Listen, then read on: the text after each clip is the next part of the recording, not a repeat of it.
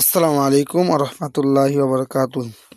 জৈবন সৌন্দর্য, জৈবন চলিয়া গেলে সৌন্দর্যও চলিয়া যায়। আমাবস্যা পূর্ণিমা আসে বারবার, জৈবন চলিয়া গেলে ফিরে আসে না আর একবার। তাই জৈবন আল্লাহর ইবাদত লেগে যাও, বেহুদা সময় নষ্ট না করে।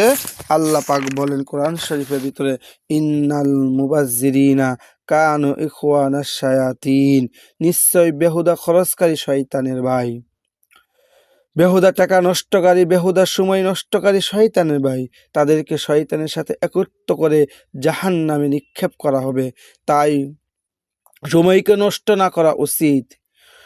আমরা অনেক সময় পেয়ে বেহুদা সময় লুডো খেলি, দাবা খেলি, বেহুদা গল্পের সময় নষ্ট করে দিই, বেহুদা পানি ফেলে দেই, ভাত তরকারি ফেলে দেই, বেহুদা গ্যাসের চুলা জ্বালিয়ে রাখি।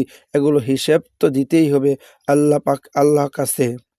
টাকা পয়সার চেয়ে সময়ের মূল্য অনেক বেশি।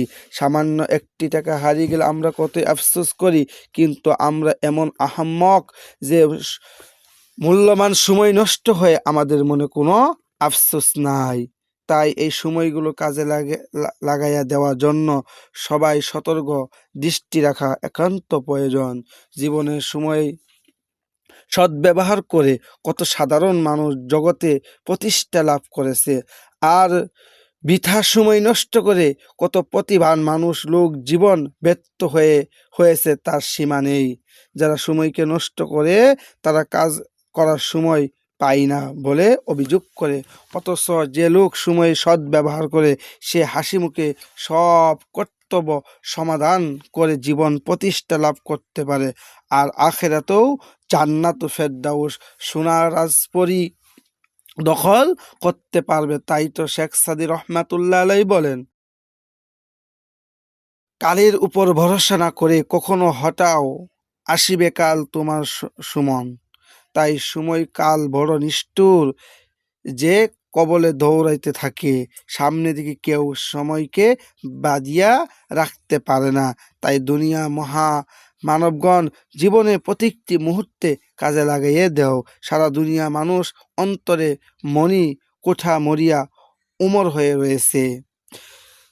তারা অলসতা অবহেলা সময় নষ্ট করেনি, প্রতিটি মুহূর্তে কাজে লাগিয়েছিলেন।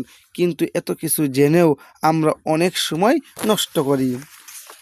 একদিনের কাজ অন্য দিনের জন্য ফেলে রেখি, ভাবি কালকে করলেই তো চলবে, কিন্তু এটা যে কত ক্ষতিকর তার সময় চলে গেলেই আমরা বুঝতে পারবো।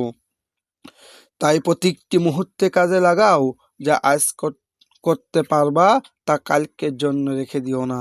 তাই কর্মবিহীন দীর্ঘ জীবন পেলেও লাভ নেই, বরং কর্মময় অল্প জীবন পেলেও সময়ের সদ্ব্যবহার দ্বারা তার অক্ষ হয়ে থাকবে। তাই জীবনকে যদি